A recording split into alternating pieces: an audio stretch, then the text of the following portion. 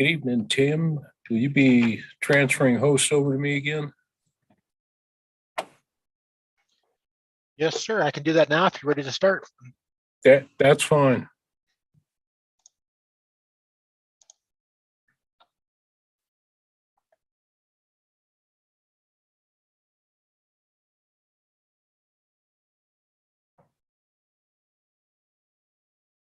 Very good. Thank you.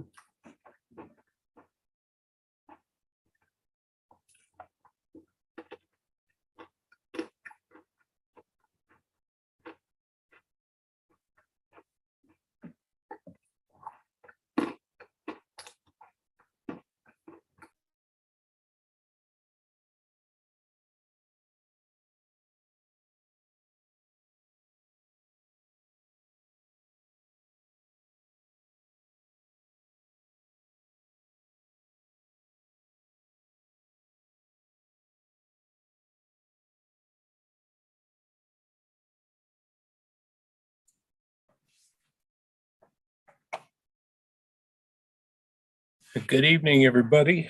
I believe we are live according to the track that I've got here. We have about 9 individuals that have logged on so far. This is the second evening where we're going to talk about the Mountain Lion season structure proposal. Try and answer some questions.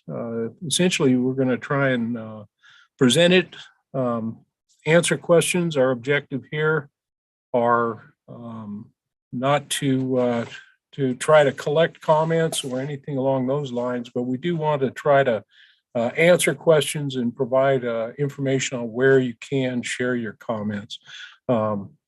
I'm going to go ahead and probably just kind of hold on for 3 or 4 more minutes, let people that may be logging on just a little bit late, make sure we get as many people on as possible. We don't have an extremely lengthy presentation. What we want to do is provide an overview of it, and then we'll try to let everybody else ask questions and try to go from there. So hang on for a little bit, and we will get started shortly. Meanwhile, I will try and get started on the share screen here.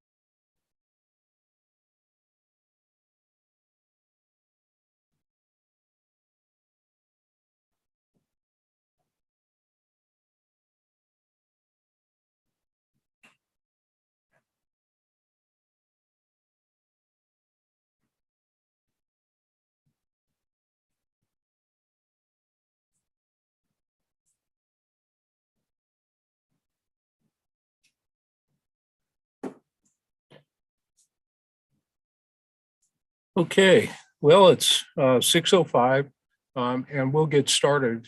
Um, So as I mentioned earlier, we want to give you kind of an overview of the mountain lion season structure proposal. Our hope is that we'll give you enough information that you can then comment on this in a informed fashion. You can do that through two ways. We have a questionnaire that's up, and if you see the link at the bottom of this slide, the FWP MT.gov about FWP public comment opportunities, there's a specific survey right there that asks some specific questions that the commission asked us to answer or have the public answer.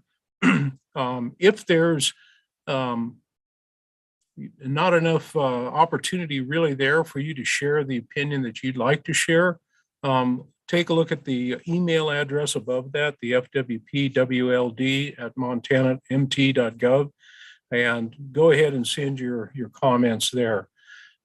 By way of introduction, my name is Brian Wakeling. I'm the for Montana Fish, Wildlife, and Parks. I'm the Chief of Game, and I'll be kind of giving this overview this evening.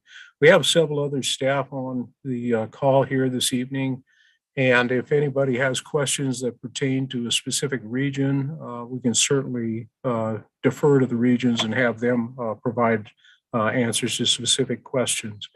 But first, let me kind of go over the proposal that's on the table. And this is where I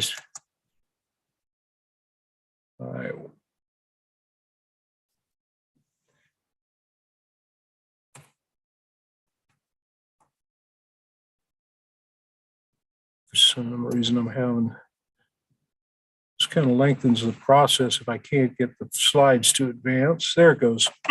Okay, so the proposal that we're talking about this evening was the proposal adopted by the commission. It was adopted on the February 4th commission meeting. At that time, they specifically asked the department to ask the public for comment on two specific areas. One is, this is a new season structure, and we'll go over it here shortly, but they wanted to get input on how lion management units or hunting districts should be combined together. So in other words, should this new structure be implemented on a hunting district by hunting district by the lion management units that are combinations of some hunting districts? Should we look at some new combinations, or should we consider doing it on a region-wide basis? There's also two different types of seasons that are being recommended for the winter season. This won't affect the fall, but for the winter season where hounds are used, one would be a limited special license. That limited special license would have to be issued through the draw, and the other is an unlimited special license that's available over the counter. But the question the commission specifically wanted to have answered is how much of that harvest should be allocated to the special limited, so to the draw hunter. And if we did that, should it be somewhere between 10 to 30% is what they were looking for. Should it be 20%, 15%, 10, 30? And so if you go to that survey link that I provided at the beginning of this presentation, that will take you to these two specific questions. So now let me go over some of the aspects of the proposal itself.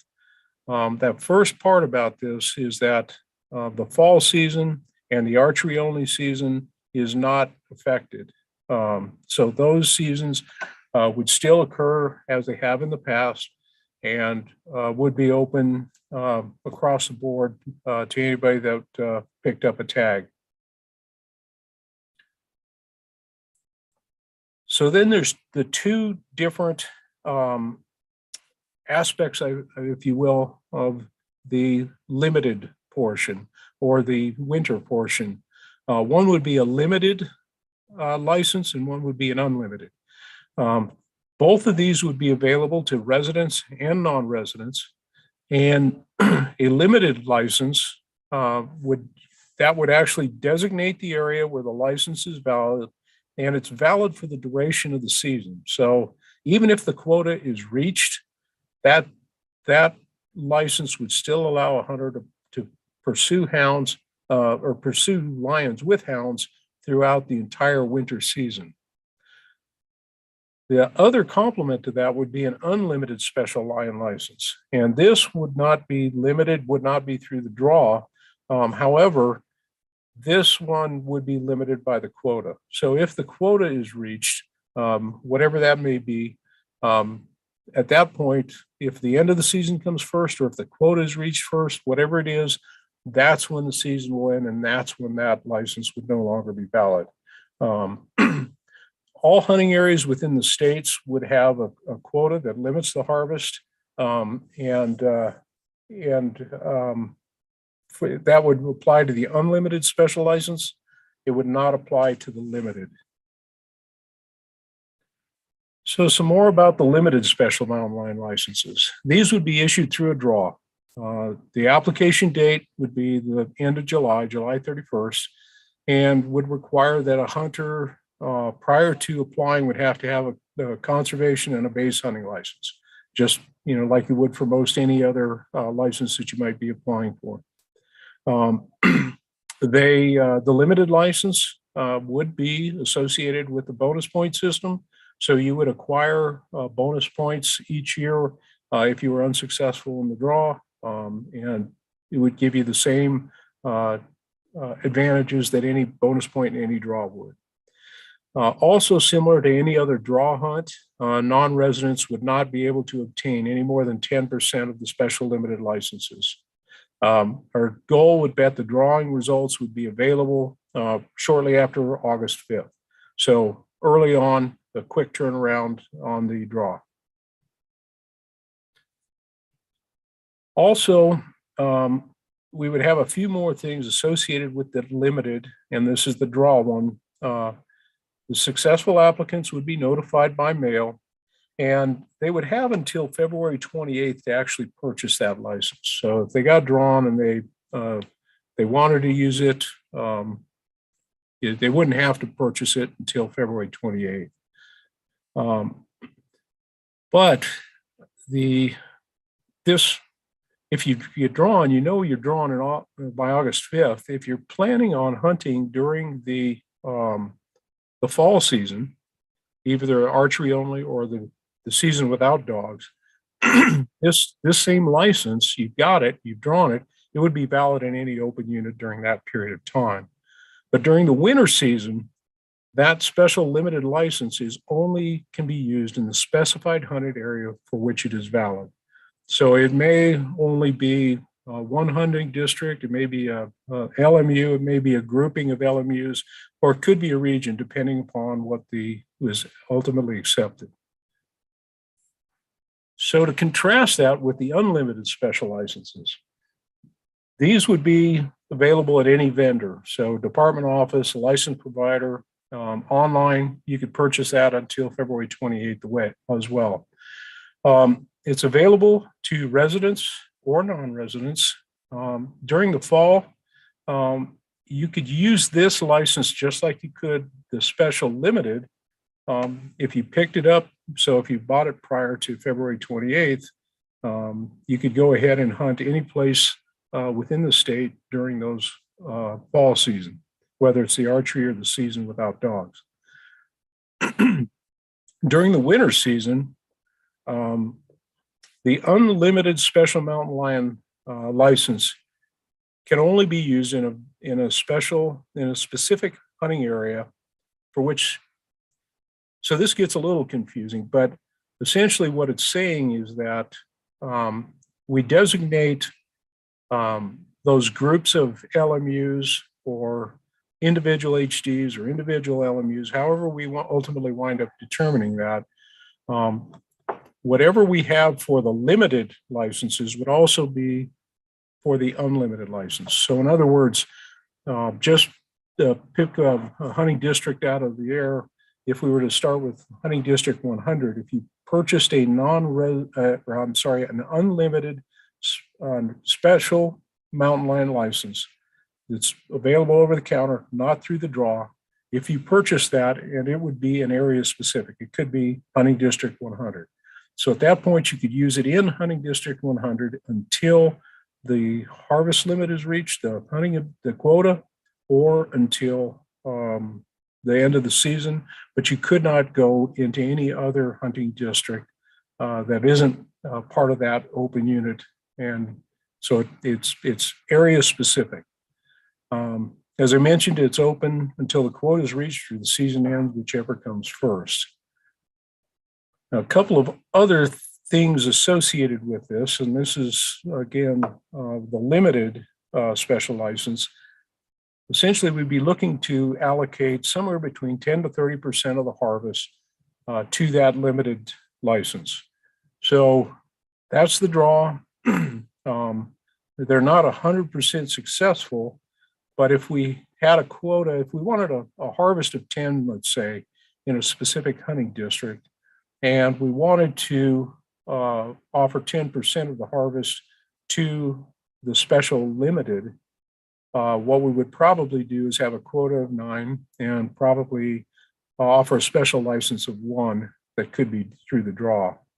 On the other hand, if it was 30%, we might consider at that point having a quota of 7, but then perhaps offering 4, maybe even 5 the special limited licenses because those hunters have a history of not being 100% successful. We know that somewhere around 50% of them will be, and so it could be higher. And so we just have to see how that plays out, see how it works. Now, if you choose to apply for a limited special mountain lion license and you're unsuccessful in the draw, you would not be eligible to purchase an unlimited special license.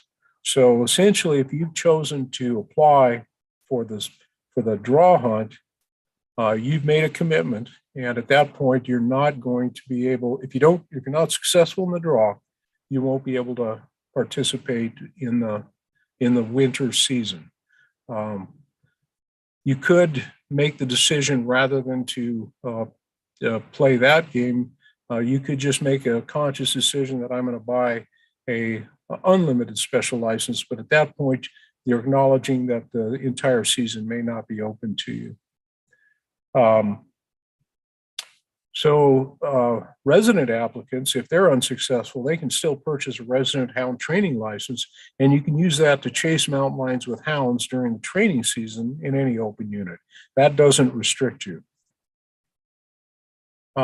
Non-residents, on the other hand, must possess either the limited or unlimited special license before they can even apply for the non-resident hound license, the D4 license. And the D4 license is the non-resident hound license is limited by prior commission action, no more than 40 of those within the lion season total. And they're currently limited to no more than 2 within groups of various LMUs already. So it has a pretty substantial restriction on non-residents. And historically, when I say historically, we've only had about 1 or 2 seasons where we've had the D4 hound license for non-residents, but we haven't been selling even more than 20. The number of non-residents that have chosen to participate through that has been limited. So that's it overall. What I want to do now is open it up to some questions, but I'm going to try and leave this up here. And a couple of points I want to make. Again, this is the link that you can get to the website and go ahead and take that survey. Let us know what you think. That survey and public comment is open through March 18th, so through this Friday. And if you've got comments that you want to share that you don't feel are adequately addressed in that the public comment survey, go ahead and put them in an email and send them to us at the FWP WLD at montana.gov, mt.gov, and we can try and all of these will be shared with the regions. They'll be shared with the commission, and they'll have all of that available to them as they go ahead and make their final decision and deliberations. So with that, I'll go ahead and open it up to questions. There's a couple of ways that you can do this. You can raise your hand.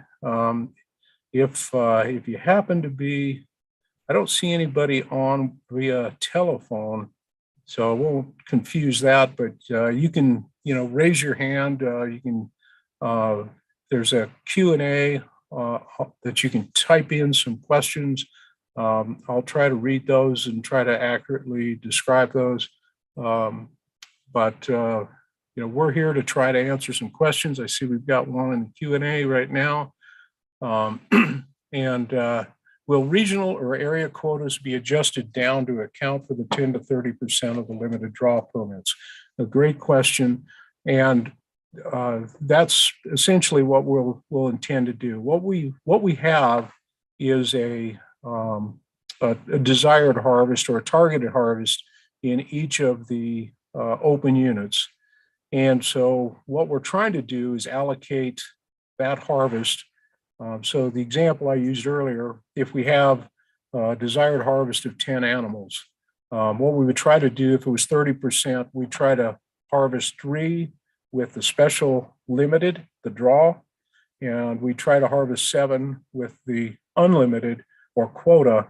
And so it's going to be a little bit of an art here the first couple of years while we try this to try to figure out exactly what but we do have some experience in some of our draw hunts up in Region 1, for instance.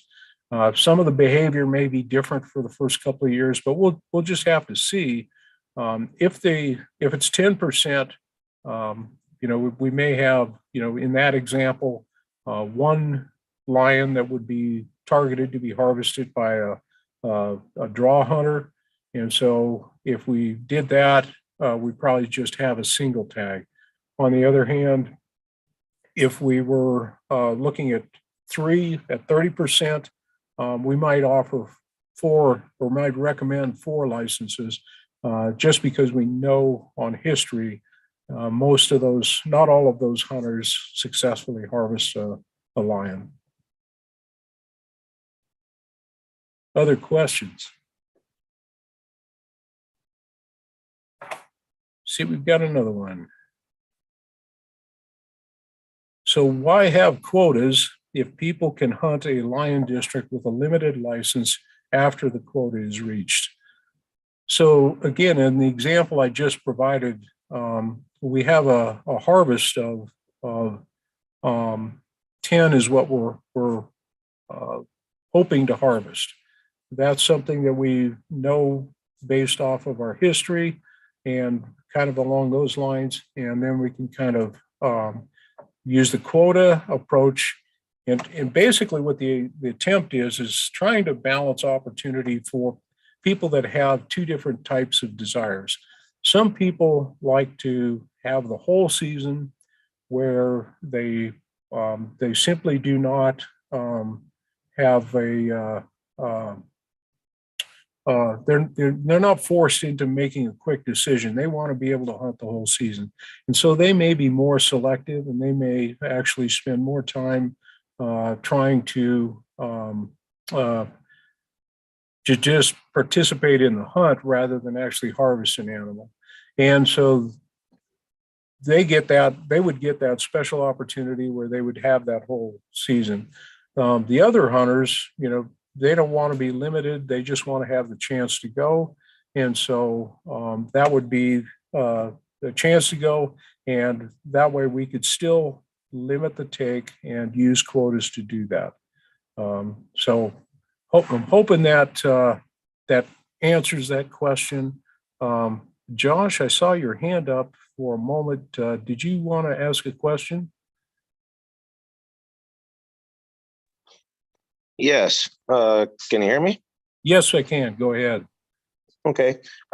So the concern I have is say you have a lion area that say has a quota of 10 lions and a sub quota of 2 females.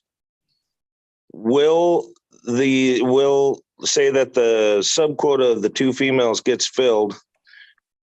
Will that limit the limited licenses that are the limited draw tags to toms only at that point? Good question. And I didn't really address that, but essentially the proposal as it is right now, that would not limit the draw hunter. And so the draw hunter would still have the ability to harvest whatever lion they encountered. However, what we've seen, kind of looking at the hunters who have those kind of draw tags right now, the harvest tends to be skewed towards males, and they even tend to be less consumptive. I would say the likelihood that they won't harvest is higher than someone that's in a quota season in many cases. So we're kind of factoring that in. We're adjusting all of if there's a female subquota, we may be adjusting that based upon anticipated harvests. Okay. Good question. I've got one here from Scott. It says, it's my understanding that this is not a proposal, but a directive, not an actual proposal that was reached through science. Under the current language, it seems to allow for non-residents to purchase a tag over the counter and book a hunt with an outfitter or illegal. So it just doesn't enable anybody to do anything more illegal than what people already do illegal. The quota for each district will be the only limiting factor. We need a crystal clear explanation on this. Outfitters should certainly have some opportunity to conduct business, but a free-for-all, making illegal outfitting easier cannot be an option. Hunting in Montana should not be reduced to king sport, and that is exactly what the proposal will do to lion hunting in Montana. It seems to be the end goal for all hunting in Montana with the current administration. Okay, so let me start at the top. So what this was it was a proposal that the commission put forward at the February commission meeting. And I don't know where it arrived at, other than the commission did make that proposal and then made the motion, and the commission adopted that. With the special license tags, there's a 10% cap on non-residents. The quota system would work just as it does for a quota system currently. And if anybody has information about illegal outfitting, I mean, one of the biggest challenges that we had, I think, were addressed with the non-resident hound license. And what I've heard from the field is that it seems to be working pretty effectively at addressing that issue.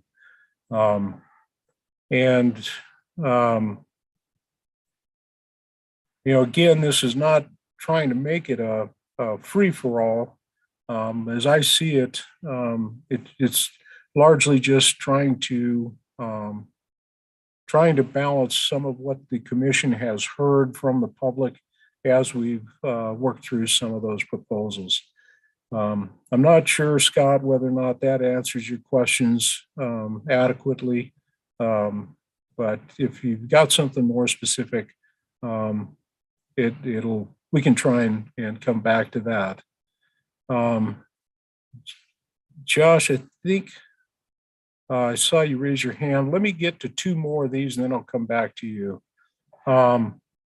Dustin asks, why the change to the current system? What is the intent of the proposal? From a game management axis, how does this proposal benefit Montana hunters? I'm not sure why. You know, I'm, the commission made this proposal and asked the department to consider it. From a biological standpoint, I want to be real clear that it doesn't matter which structure we adopt. If we set quotas and we set permits, biologically, we're not going to jeopardize mountain lion populations. We can still manage populations along those lines. But if if you've got concerns, I would encourage you to share those and send us an email at that FWP WLD email address, and we'll share this with the commission. My sense is that they're truly trying to find a solution that addresses the issues that they've heard from their constituents. Again, I'm not sure that I feel like I'm answering your question completely, but at the same time, I'm not sure that I'm in a I don't know the reasons why every one of these ideas were suggested. All I can do is speculate. Shane had asked, shouldn't the unlimited special mountain lion license just be called the unlimited mountain lion license? It is a general license and not necessarily a special draw license. Good question. And I think there's probably a lot of names that we could probably call it. I believe that nomenclature was probably adopted simply to separate it from the general license. The unlimited license differs from the general license. The general license would allow you to hunt in the fall during the archery and during the season without dogs. But this unlimited one would let you do the same thing, except then you could also hunt the winter season in a specific hunting district, lion management unit, region, depending upon how it's defined. So it's certainly differs from the general, but calling it an unlimited license may very well be the right thing to do. Let me go to Josh. Let me have you ask your question. And then trying to keep track of chalkboards here. Then there's 2 comments, and then I'll come back to you, Nick. So go ahead, Josh. Okay.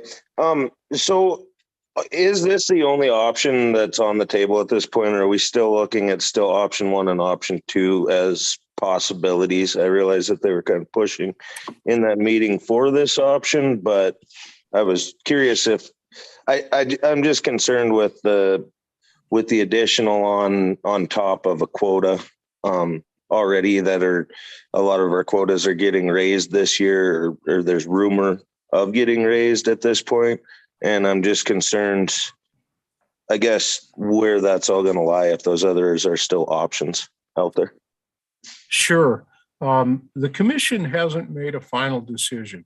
My sense, based on the motion they made that asked us to carry this one forward, this certainly seems to be the proposal that the commission is leaning towards currently.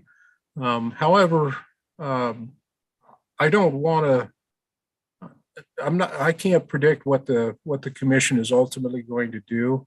And like I say, we're going to share all of this information with them, and it's certainly their prerogative. They have the ability to go with whatever direction they choose to.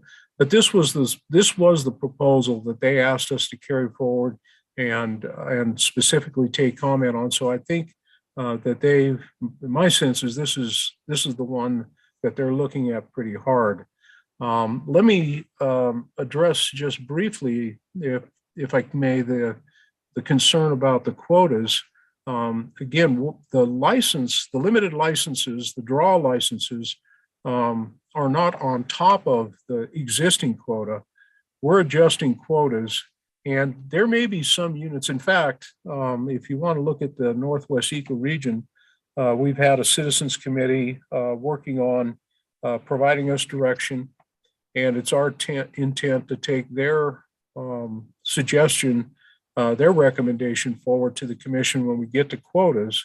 And their recommendation was to reduce the lion population in that area to try to benefit some ungulates in some specific areas, and some other associated aspects. But they were, so in that area, you're going to see some places where we're increasing our intent to harvest.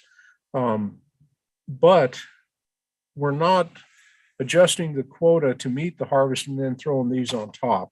This will be factored into our biological recommendation as to what quota we want or what harvest we're trying to reach. Okay, I understand. I guess I was more leaning at the sub quota side of that, just due to the fact that I'm not over in region 1. I'm actually in region 6. I'm pretty minor in the actual amount of cats, but at the same time, I feel that somebody that draws one of these, say we do 30% and we end up with 3 of these lion licenses, I'm concerned that end of season comes around and they haven't got an opportunity for a nice tom. Depending on the person, we could overkill our sub quotas, which can be very detrimental to our smaller lion populations in our island type areas that the lions are actually in. I guess that was more my concern. So no, that's a good point, and I appreciate you clarifying that. But when we get to the point where we're recommending quotas, that's been a pretty serious conversation within the agency already, and that's something we're certainly going to take under consideration. Okay, thank you. You bet. Okay, let me take a couple here from Scott. One from Scott says, it does not specify that there is a cap on non-residents for the unlimited. That's correct. The way that it is written currently, the unlimited does not have a non-resident cap. It was one of the questions that was brought up last evening, and we are looking at some of our ability to, if the commission's desire is to limit non-resident participation, are there some ways to do that with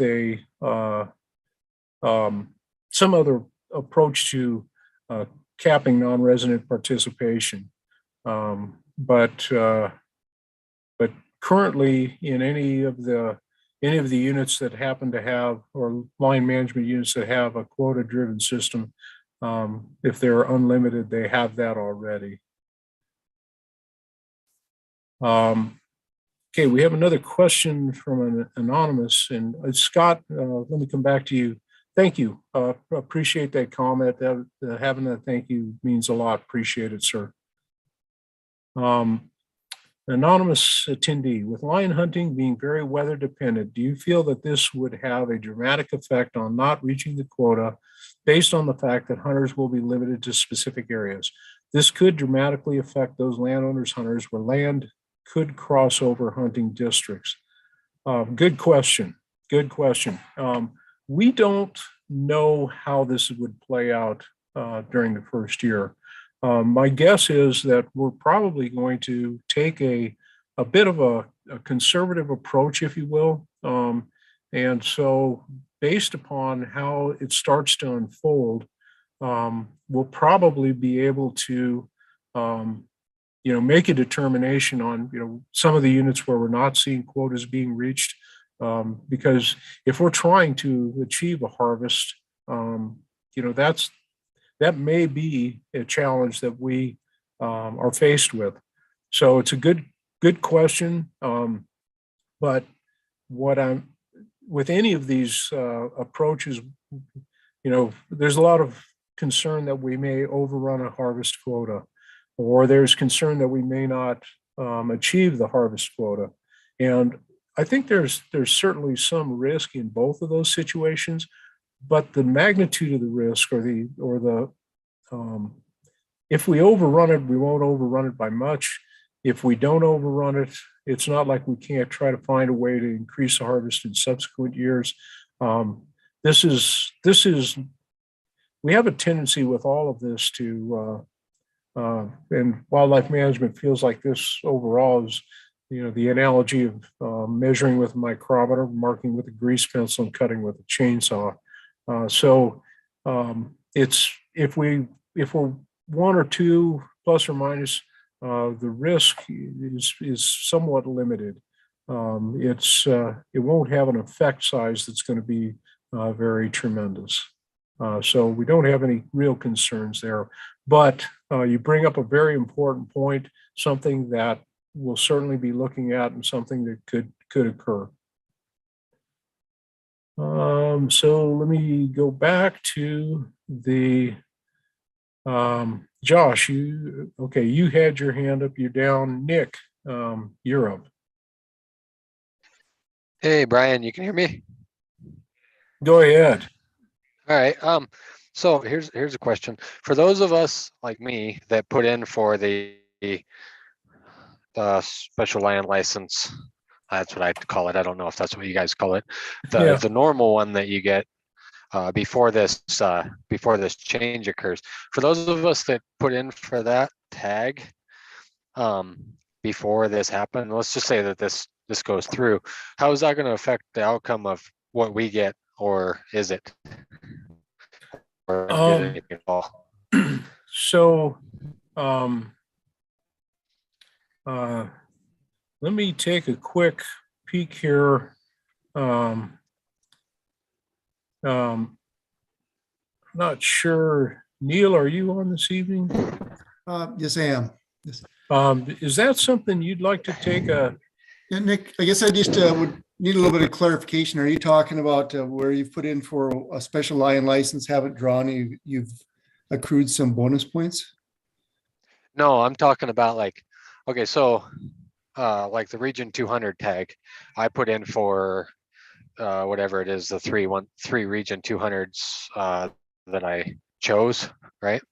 And the way that one normally works before this change, if it occurs, is if you get the draw, then you get to hunt from December 1st until the quota's filled, or until you shoot a lion or whatever in whatever district you got chose for.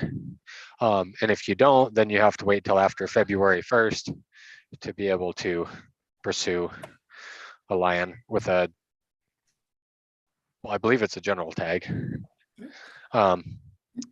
Yeah, so this change would affect the outcome of that draw, simply because like, for example, I put in for it already, right? And I may not want one now, because if I don't get it, that's gonna eliminate me from the table altogether. I believe that would be correct. So if you put in for one of these limited special lion licenses and you do not draw, then you're not eligible to put in or purchase a lion license. So right. What I'm asking is the what I put in for previous, like, I think it was like a week and a half ago, it didn't specify it was a limited lion license. It just specified as a super license. So the super license is a little bit different, and that's a very limited draw. And I guess I'm not 100% sure how we'll allocate that, but it basically entitles you to hunt anywhere in Montana where there's a valid lion license. And I'm assuming that we would have to consider that as a special lion license open for the entire season. But I think we'd have to clarify that with legal first. But you bring up a good point. The super license, the folks who draw that, how that would affect them. But I don't think there's anything in there that would necessarily limit you, would be my guess. Okay. Yeah. All right. Thank you. Neil, I think you're right. That the special license aren't addressed by this particular proposal, but it is something we should clarify. Very good. So I now see, thought I saw, no. Jason. Jason, you've got your hand up. Go ahead. Yes, sir. Can you hear me, Brian? You sure can. Thank you. My question is how does this affect the Missoula Special Management Area as far as lions go? Because that was generally kind of almost an over the counter tag for mountain lion hunting. Would that be grouped in with the both limited and unlimited tags? The way the proposal is currently before us, the answer is yes.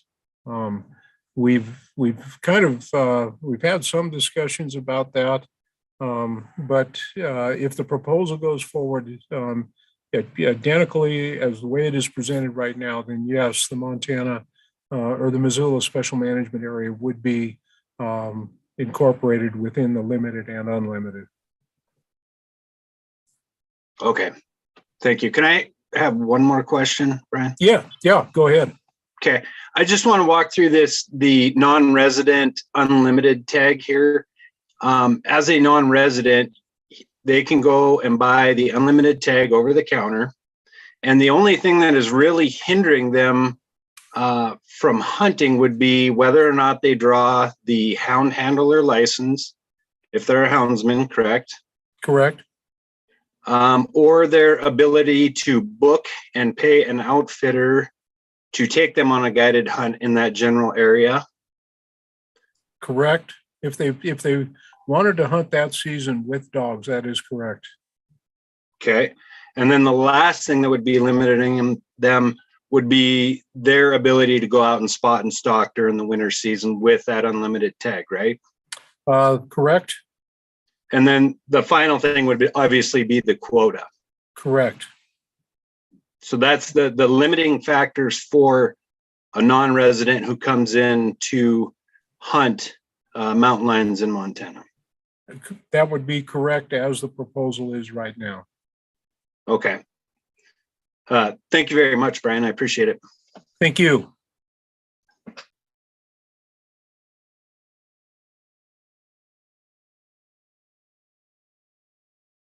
Other questions?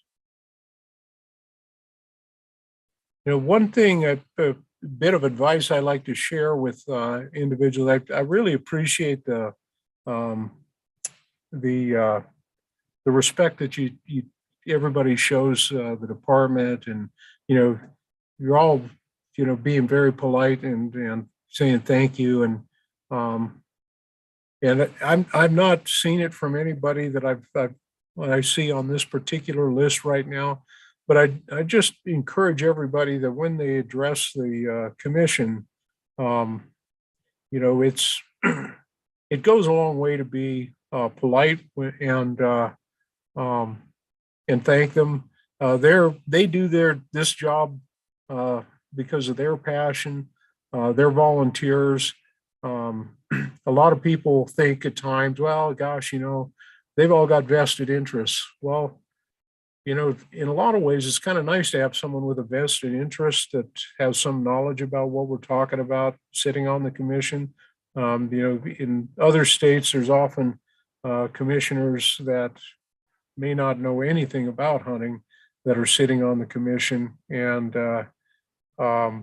trying to educate them oftentimes can be a real challenge. So, like I say, it's unsolicited advice, but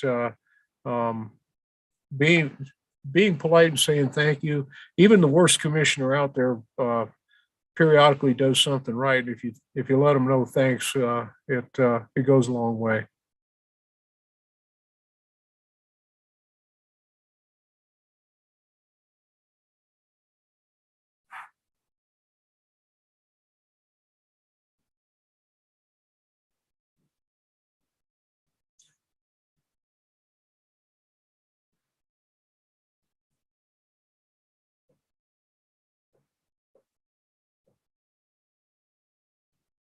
This is usually the point in a public meeting when I start saying something about, I'll sit here and stare at you as long as you want. but I can't even see your faces, so I can't stare at you. You just have to look at me.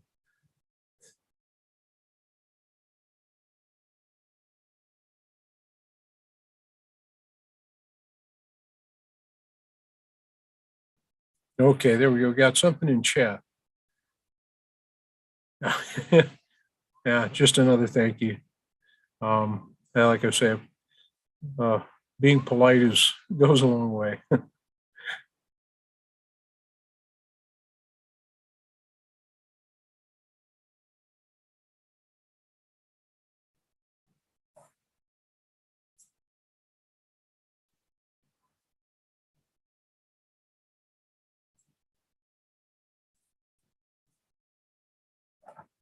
Another question here. Hang on half a second. After the public comment is submitted, will the commission make a decision at a public meeting? Great question. The commission has to make a decision in public. They can't sit behind closed doors and get it all figured out. And so this is another aspect of kind of watching commissions make decisions that winds up being messy at times and can be uncomfortable for everybody. And it's uncomfortable for the commission because they can't have private conversations and try and sort things out. So we'll take all this public comment and we'll share it with the commission. They have, that's another thing that they spend a lot of their spare time doing is reading a lot of this public comment.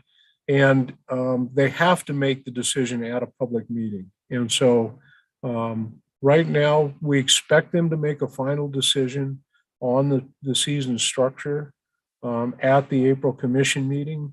And so we would expect, but while I'm on that topic of the April commission meeting, that's another opportunity where you have to make a comment.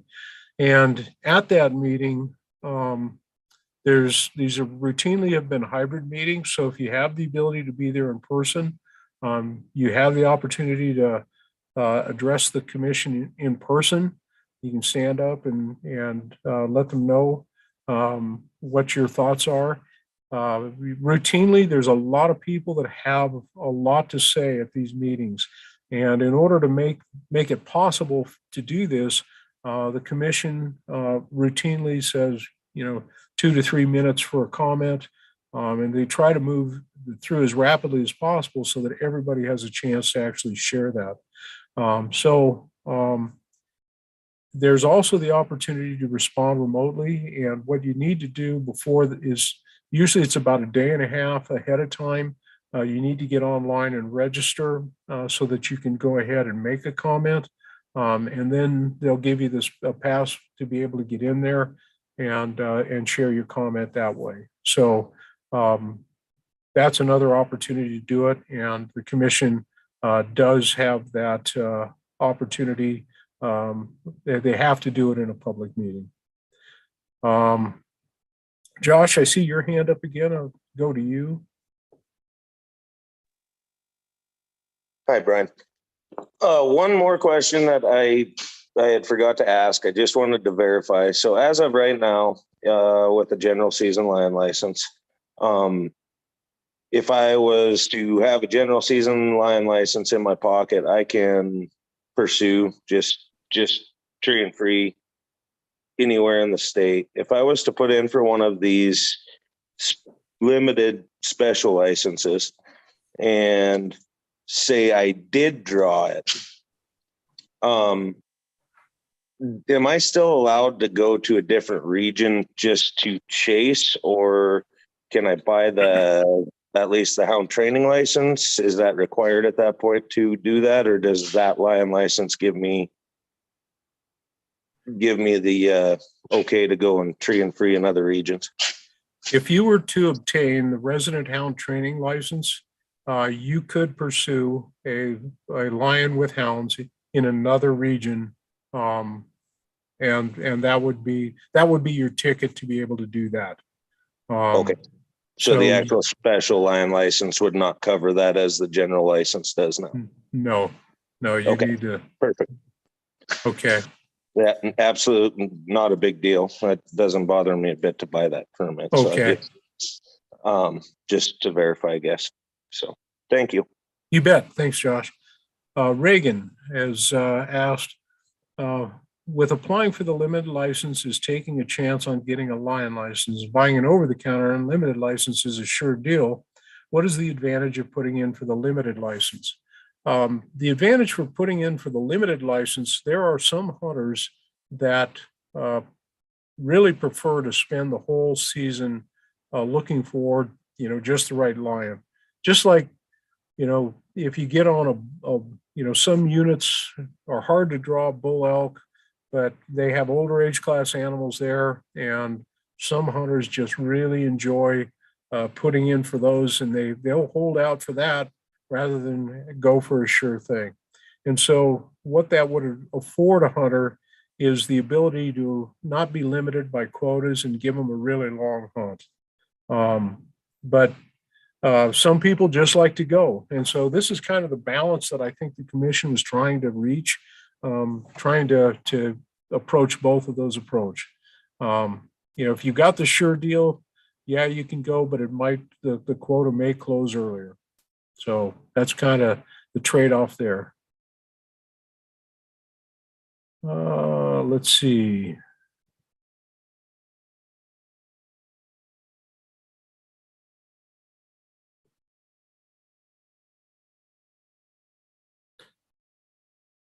Okay, another question? No, just a thank you. I appreciate that.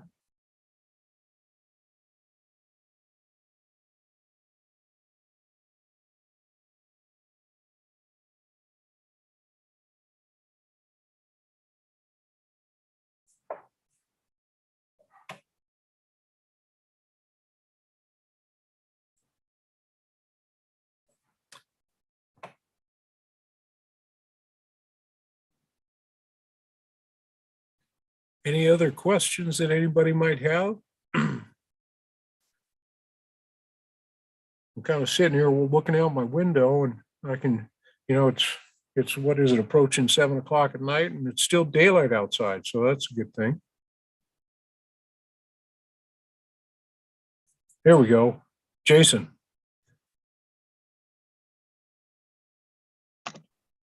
Hey there, Brian. Okay.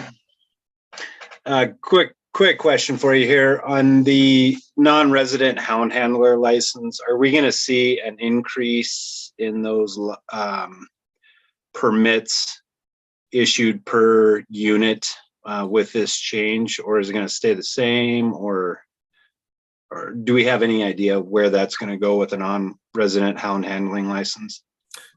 So there's a couple of things to think about with that. One is statutorily, that is limited to 80. There no more than 80 can be issued. And beyond that, the commission has acted, and what they have directed the department to do is to issue no more than 40 for the bear season and no more than 40 for the lion season. In addition, even in this motion here, what they have still got within this proposal is the same, no more than 2 per way it's crafted. It says hunting district, but the way it has been interpreted in the past is actually to be less than 2 per LMU, or even combinations of LMUs. And so to date, we have not issued to the non-residents more than 20 to my knowledge. And the last time I checked, this last year, it was at 17. It may have been a little bit more, but overall, we're not seeing all of the tags or all of the D4 licenses being issued. And statutorily and by commission direction, we can't increase those numbers. So I don't expect to see an awful lot more D4 licenses going out there. I mean, that one thing that seemed to be that was something that seemed to really address a concern that a lot of the resident hunters seem to have. Gotcha. And I guess my concern with that, Brian, was the fact that now that the non-resident unlimited tag is essentially over the counter, all they have to draw for now is, if you're a houndsman, all you have to do is draw for the hound handler permit now. So that would, I guess that seems like that would increase the amount of hound handler applications being put out, being that you've got an over-the-counter tag now. Yeah, you would certainly, I think you're probably correct that you might see more demand, but I still, it's this commission is the one that said no more than 40 for the lion season and no more than 40 for the bear season. So I don't anticipate seeing that change, at least not in the near future. Yeah, understood. And just based off your previous comment of having seen 20 of those filled for lion season, I think there's a good chance we're going to see that bump up right to that limit now from here on out. You might be correct. So, okay. Thank you very much, Brian. I appreciate it. You bet. We have a question, actually two. It says, the language says region or cluster of districts where applicable. Will this lead to a redraw of districts, LMUs, or change things to just using regions as LMUs? Or is this just to account for how things are now, keeping things the same? So my sense is that the commission was interested in seeing whether or not, I don't think we're looking necessarily at trying to redraw hunting districts. However, and this is something that'll probably play out over time if this is adopted, we'll probably wind up trying to combine like hunting districts, or it may alter the districts that are in existing LMUs so that quotas and draw tags can be equitably allocated and achieve the harvest that we're trying to get to. The department we haven't finalized our recommendation at this point in time, but we may start out, like I said, fairly cautious to try to see how things are working. The commission certainly has the prerogative to change that when we get on the floor. And so what the commission has asked us to do is to look at which ones we believe we can put together so that if a draw hunter or a quota hunter essentially has the biggest area that is biologically defensible to operate within. So hopefully that addresses that question. And then Dustin asked, if this proposal goes through, how would the hunting districts be broken up? I currently hunt in LMUs in regions 2, 3, and 4 with the opportunity to harvest lion in any open LMU in those regions. What this proposal would do is essentially limit you to a region and probably either a hunting district, an LMU, or a grouping of LMUs within a particular region. It's possible to consider an entire region. However, that loses the ability to kind of manage that harvest and achieve our biological objectives on an LMU basis. So the way things are in this proposal currently, I don't know that we're going to lead with a region-wide grouping, but it's not out of the realm, it's not out of the scope of this proposal. At this point, we don't have a recommendation, and so I'm not really in any position to say what it's going to look like. But the way the proposal is written, it would limit you to a single hunt area, and it would be within a specific region. And so you would lose that ability to be able to skip among those areas. And thank you, Scott.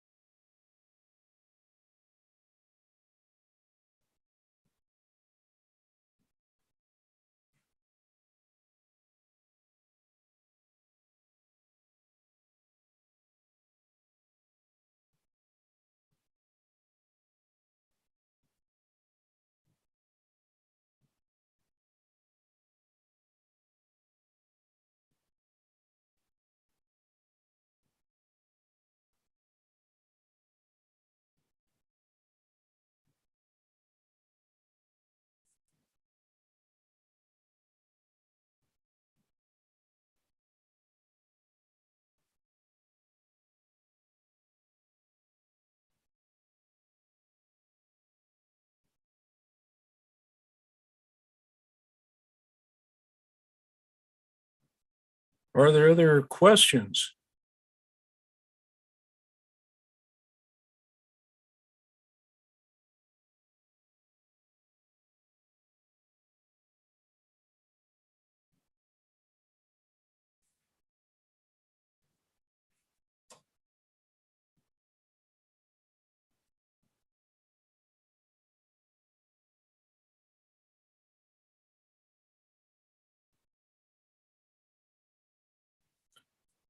Well, like I say, at this point, I mean, I can stare at this screen and there's certainly, certainly have the capability of being on here a bit longer, letting people kind of think about things, comments, concerns.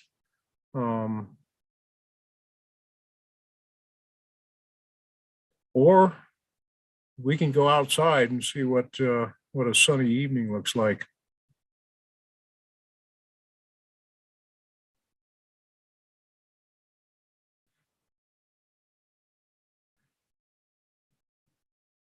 Sometimes if I babble long enough, somebody comes up with something that